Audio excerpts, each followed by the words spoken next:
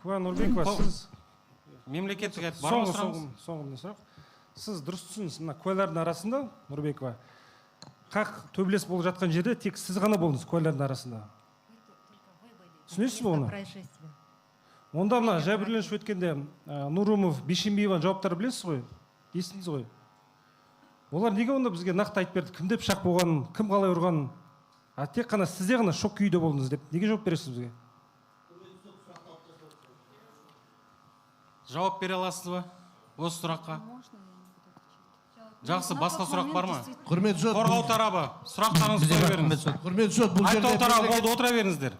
Бізде сұрақ бар ма? айыптаушы тарапының іс-әрекеттері куәға дұрыс емес деп есептейміз. Жақсы. Себебі жалған жауап беріп, қарама-қайшылықты прокурор органы тергеп тексеріп аяқталғаннан қылмыстық істі тексерді, оқыды. Сол кезде неге баға бермеді қазір сот отырысында сон?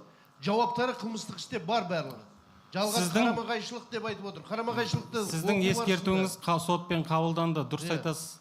Мемлекеттік айыптаушылар сотқа дейін тергеп тексеру барысында бұл қарама-қайшылықтардың баға беру керек еді. Тыныш. Қарама-қайшылықтардың бәрін жою керек еді тергеп тексеру барысында. Құрметті сот, кешірерсіз, бірақ қарама-қайшылық Тұрыңыз. қазіргі таңда алынып тұр қарама-қайшылық. Алынып тұрған жоқ, сол кезде мемлекеттік айыптаушы, мен сізге ескерту жасаймын. Сол кезде бейне жазбаға да жауап алған кезде неліктен сіз алдындағы жауаптарыңызда осындай пышақты көрдім деп айтқансыз деп сұрақ қою керек еді.